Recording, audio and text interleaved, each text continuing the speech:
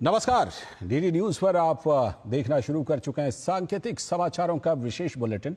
मैं हूं लालचंद्र सिंह और हमारे साथ मौजूद हैं हमारी सहयोगी दीपाली। सबसे पहले नजर डाल लेते हैं हेडलाइंस पर। प्रधानमंत्री नरेंद्र मोदी ने कृषि और ग्रामीण समृद्धि पर पोस्ट बजट वेबिनार को किया संबोधित। कहा, इस बजट में नीतियों में निरंतरता के साथ ही विकसित भारत के विजन का भी दर्शन।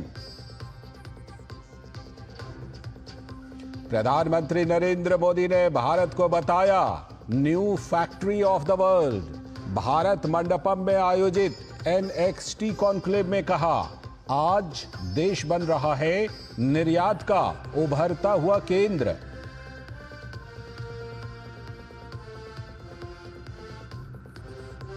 अमित शाह की अध्यक्षता में नई दिल्ली में मणिपुर की सुरक्षा स्थिति पर बैठक।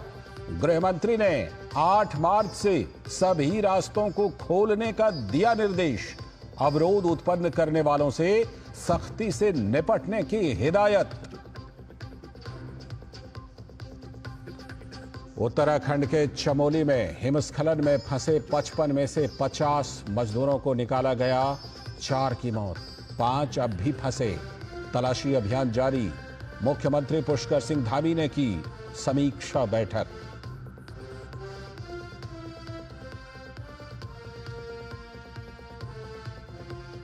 और रेल मंत्री अश्विनी वैष्णव ने अहमदाबाद में राष्ट्रीय हाई स्पीड रेल परियोजना का किया निरीक्षण। कहा, 360 किलोमीटर का काम लगभग पूरा हुआ, बाकी काम भी तेज गति से जारी।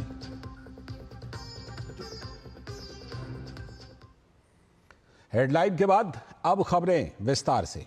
प्रधानमंत्री नरेंद्र मोदी ने वीडियो कॉन्फ्रेंसिंग के माध्यम से कृषि और ग्रामीण समृद्धि विषय पर बजट उपरांत वेबिनार को संबोधित किया।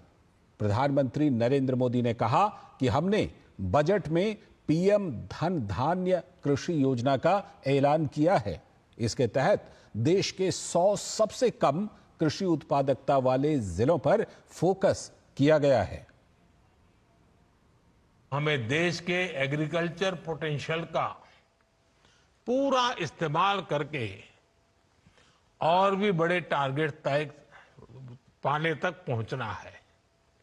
इसी दिशा में हमने बजट में पीएम धन धान्य कृषि योजना का ऐलान किया है। ये मेरे लिए अत्यंत महत्वपूर्ण योजना है। इसके तहत देश के 100 सबसे कम कृषि उत्पादकता वाले जिले, लो प्रोडक्टिविटी वाले जिलों के विकास पर फोकस किया जाएगा। आप सबने विकास के कई पैरामीटर पर एस्पिरेशनल डिस्ट्रिक्ट कार्यक्रम से मिले नतीजों को देखा है। इन जिलों को कोलैबोरेशन, गवर्नेंस और हेल्दी कंपटीशन का और कन्वर्जेंस का बहुत फायदा मिल रहा है। मैं चाहूंगा कि आप सभी ऐसे जिलों से मिले परिणामों का अध्ययन करें और उसकी लर्निंग से सीखते हुए पीएम धनधान्य कृषि योजना को इन 100 जिलों में बहुत तेज गति से आगे बढ़ाएं। इससे इन 100 जिलों में किसानों की आय बढ़ाने में मदद मिलेगी। और प्रधानमंत्री ने कहा कि सरकार ग्रामीण अर्थव्यवस्था को समृद्ध बनाने के लिए प्रतिबद्ध है। उन्होंने कहा कि पीएम आवास योजना ग्रामीण के तहत करोड़ों गरीबों को घर दिया जा रहा है। स्वामित्व योजना से संपत्ति मालिकों को संपत्ति का अधिकार मिला है। हमारी सरकार ग्रामीण अर्थव्यवस्था को समृद्ध बनाने के लिए प्रतिबद्ध है। पीएम आवास योजना ग्रामीण, इसके तहत करोड़ों गरीबों को घर दिया जा रहा है। स्वामित्व योजना से संपत्ति मालिकों को रिकॉर्ड ऑफ राइट्स मिला है। हमने सेल्फ हेल्प ग्रुप की आर्थिक ताकत बढ़ाई है, उनको मदद बढ़ाई है। प्रधानमंत्री ग्राम सड़क योजना से छोटे किसानों और कारोबारियों को फायदा हुआ है। हमने 3 करोड़ लखपति दीदी बनाने का लक्ष्य रखा है। हमारे प्रयासों से 1.25 करोड़ से ज्यादा बहनें लखपति दीदी बन चुकी है। इस बजट में ग्रामीण समृद्धि और विकास के कार्यक्रमों के ऐलान से रोजगार के अनेक नए अवसरों की संभावना बनी है। स्किलिंग और टेक्नोलॉजी में निवेश से नए मौके बन रहे हैं। आप सभी इन विषयों पर जरूर चर्चा करें कि कैसे अभी चल रही योजनाओं को और प्रभावी बनाया जाए। अगली बड़ी खबर, प्रधानमंत्री नरेंद्र मोदी ने नई दिल्ली के भारत मंडपम में NXT कॉन्क्लेव में हिस्सा लिया। इस सम्मेलन में वैश्विक नेता, नीति निर्माता और विविध उद्योगों के विशेषज्ञ भी मौजूद रहे।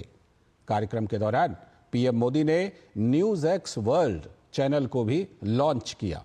उन्होंने कहा कि आज के समय में वोकल फॉर लोकल और लोकल फॉर ग्लोबल के विजन को सच्चाई में बदलते हुए देख सकते हैं।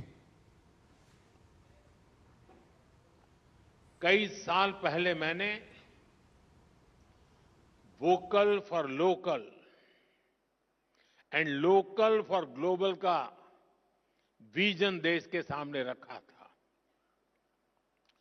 आज हम इस विजन को सच्चाई में बदलते हुए देख रहे हैं। आज हमारे यहां आयुष प्रोडक्ट्स और योग लोकल से ग्लोबल हो गए हैं। दुनिया में कहीं पर भी जाइए, कोई न कोई तो योग को जानने वाला मिलेगा ही। आज भारत के सुपरफूड, हमारा मखाना लोकल से ग्लोबल हो रहा है। भारत के मिलेट्स, श्री अन्न भी लोकल से ग्लोबल हो रहे हैं। साथियों, मिलेट्स ही नहीं, भारत की हल्दी भी लोकल से ग्लोबल हो गई है। भारत दुनिया की 60% से ज्यादा हल्दी की सप्लाई कर रहा है।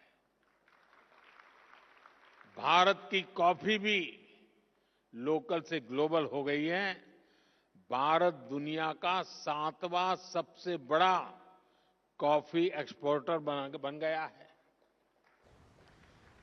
आज भारत के मोबाइल, इलेक्ट्रॉनिक प्रोडक्ट्स, भारत में बनी दवाइयां अपनी ग्लोबल पहचान बना रही हैं। और भारत के वर्कफोर्स से वर्ल्ड फोर्स बनने के बदलाव का जिक्र करते हुए पीएम मोदी ने कहा कि आज Bharat new factory of the world बन गया है।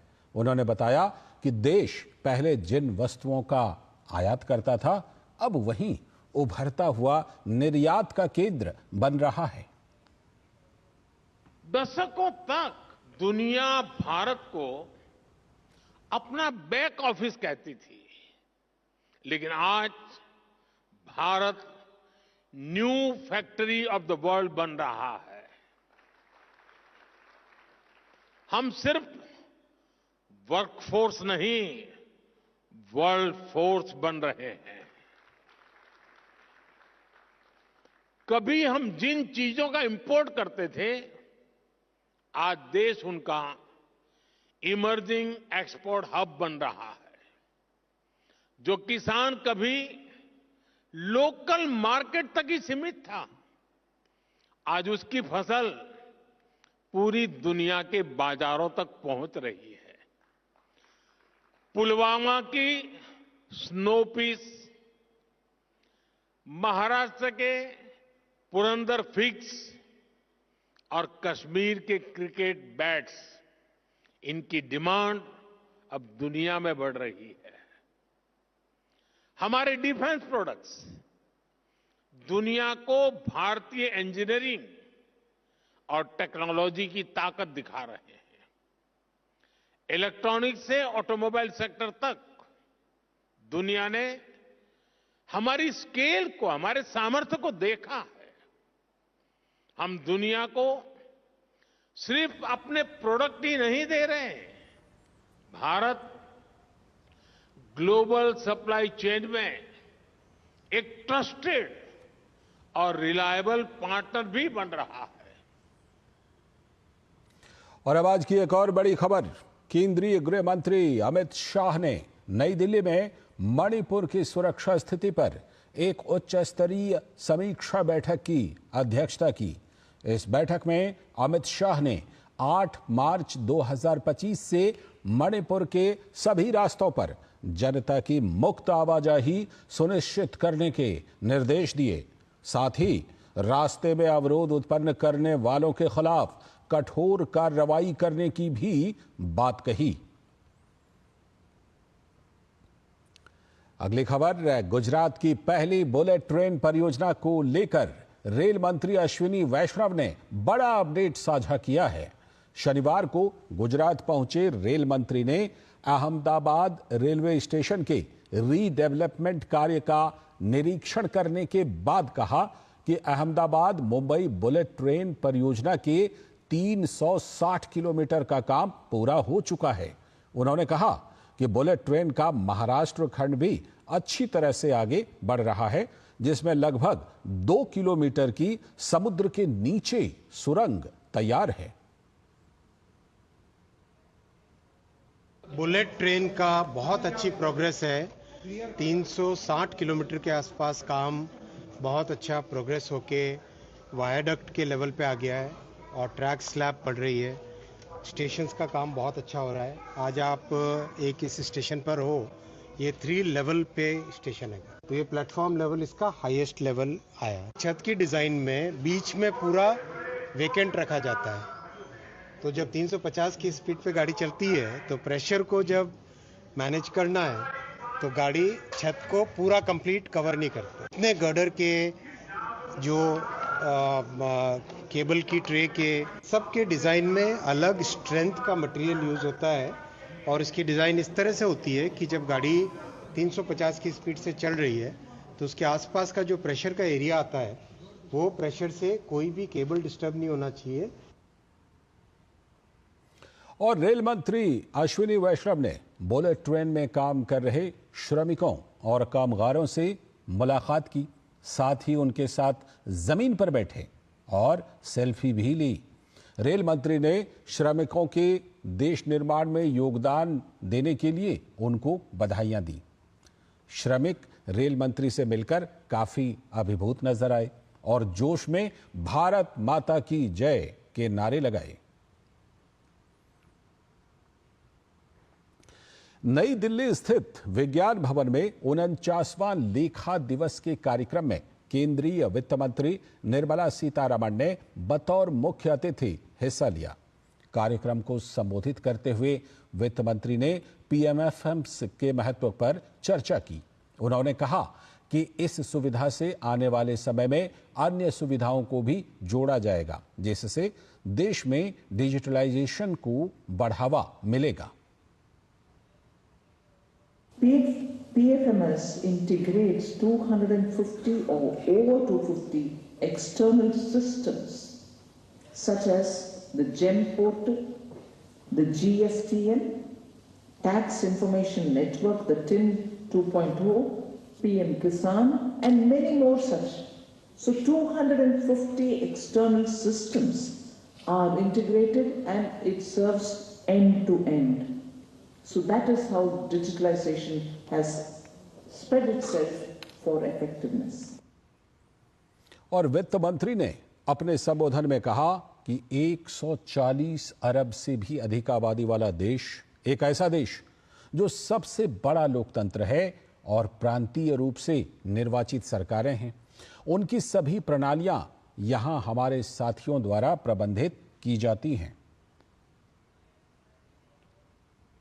What better example can there be of cooperative federalism if only we recognize all 31 state treasuries and 40 lakh or over 40 lakh program implementing agencies, enabling unified financial management across states. Look at the dimension. Just look at the dimension of this. A country with over 140 billion population, a country which is the largest democracy, but yet has provincially elected governments. All their systems are integrated and managed by our friends here. और इस अवसर पर controller general of accounts Shyam S Dubey ने civil accounts प्रणाली की यात्रा पर प्रकाश डालते हुए बताया कि 2015 के ऐतिहासिक निर्णय के बाद से डिजिटल भुगतान प्रणाली मजबूत हुई है।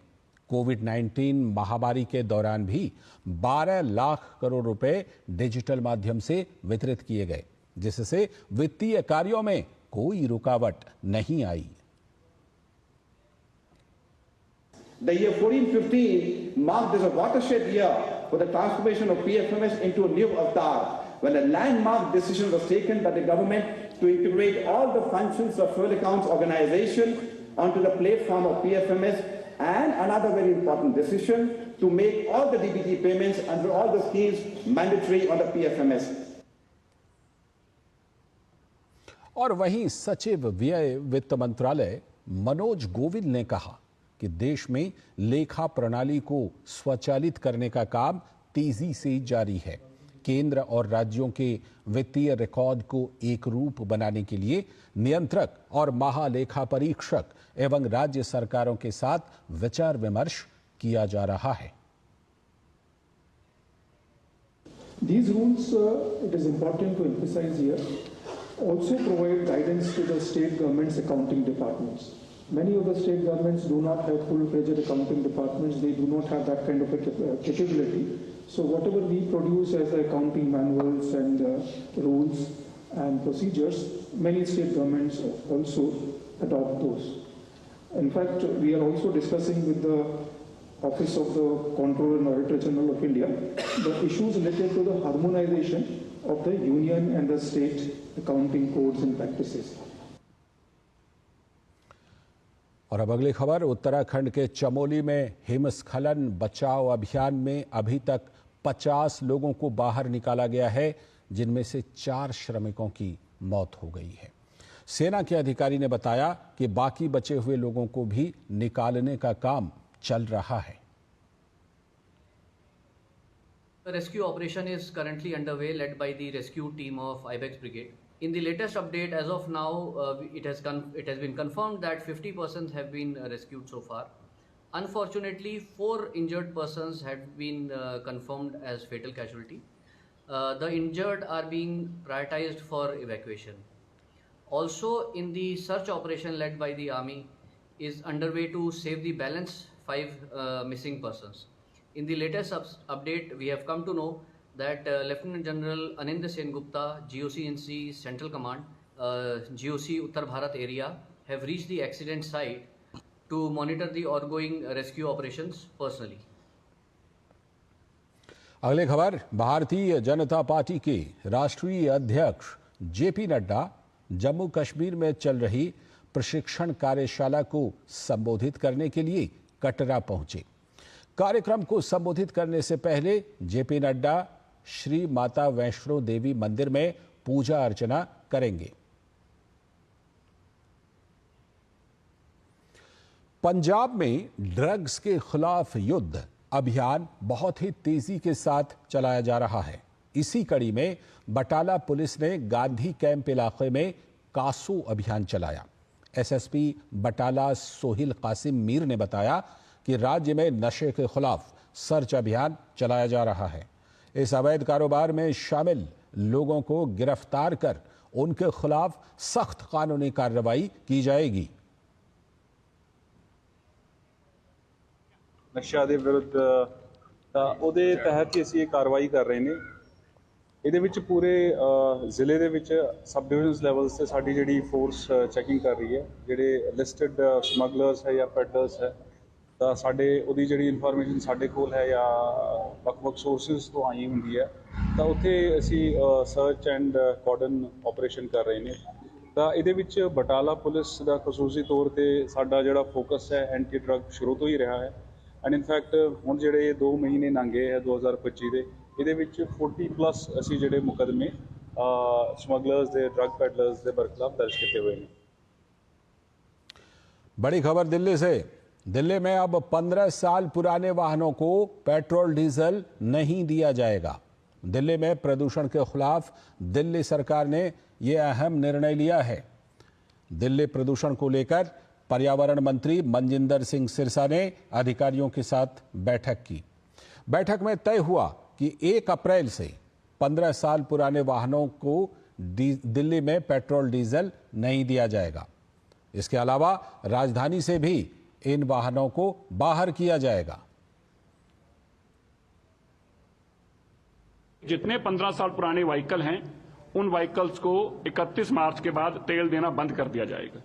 हम अपने ऐसे गैजेट्स लगा रहे हैं पेट्रोल पंप के ऊपर जो लगभग 80% पेट्रोल पंप पर लग चुके हैं। 31 मार्च तक 100% पेट्रोल पंप से लग जाएंगे। उसके बाद 15 साल पुराने व्हीकल को हम आइडेंटिफाई करेंगे और उसको कोई फ्यूल नहीं मिलेगा। आज ही हमारी सरकार इसकी जानकारी पेट्रोलियम मिनिस्ट्री के माध्यम से देगी कि आप कोई भी पेट्रोल पंप ऑनर जो है, मालिक जो है, वो 15 साल पुराने व्हीकल को डीजल पेट्रोल नहीं दे सकता। दूसरा, 15 साल पुराने जितने व्हीकल्स हैं उनको आइडेंटिफाई करने के लिए हम एक टीम बना रहे हैं जो उनको आइडेंटिफाई करेगी और उनको लाकर दिल्ली में नाउ एंटर कर सके और दिल्ली से बाहर निकाले जा सकें, इसके लिए हमारी टीम अलग से काम करेगी। और उधर दिल्ली के उपराज्यपाल वीके सक्सेना ने नई दिल्ली में फ्लावर फेस्टिवल का उद्घाटन किया। इस मौके पर उन्होंने प्रधानमंत्री नरेंद्र मोदी का जिक्र करते हुए दिल्ली को बहुत ही खूबसूरत शहर बनाने की बात पर भी बल दिया। पेश है हमारे संवाददाता गिरीश निशारा की ये खास रिपोर्ट। नई दिल्ली नगर पालिका परिषद यानी एनडीएमसी नई दिल्ली क्षेत्र में वसंत ऋतु उत्सव मनाने की श्रृंखला में एनडीएमसी ट्यूलिप उत्सव और पार्क में संगीत समेत कई तरह के कार्यक्रम आयोजित कर चुकी है और अब बारी फ्लावर फेस्टिवल की है। जी हां, कनॉट प्लेस के सेंट्रल पार्क में दिल्ली के उपराज्यपाल विनय कुमार सक्सेना ने 2 दिवसीय फ्लावर फेस्टिवल का शनिवार को उद्घाटन किया। इस मौके पर एनडीएमसी चेयरमैन केशव चंद्रा, सचिव तारिक थॉमस और एनडीएमसी सदस्य अनिल वाल्मीकि मुख्य रूप से मौजूद रहे। दिल्ली के उपराज्यपाल ने इस मौके पर कहा कि पिछले 2.5 सालों में दिल्ली में अद्भुत बदलाव आए हैं। जगह जगह सड़कों पर फूल दिखाई देते हैं। जो हमने सपना देखा था कि दिल्ली को फूलों का शहर बनाया जाए, उसमें आप सभी का बहुत योगदान है। उन्होंने पीएम नरेंद्र मोदी का जिक्र करते हुए दिल्ली को बहुत ही खूबसूरत शहर बनाने की बात पर भी बल दिया। 2.5 सालों के अंदर जो बदलाव आए हैं वो अद्भुत हैं। जगह जगह पर आपको सड़कों पे फूल दिखाई पड़ते हैं, राउंड अबाउट्स में फूल दिखाई पड़ते हैं, गार्डन्स में फूल दिखाई पड़ते हैं। दिल्ली के अंदर एक जैसे बदलाव आ रहा है। मुझे यकीन है कि आने वाले समय में जो एक सपना देखा गया था कि दिल्ली को फूलों का शहर बनाया जाए, उसमें हम सफल होंगे। अभी आपने शायद कुछ दिन पहले ही माननीय प्रधानमंत्री जी का भी स्टेटमेंट सुना होगा।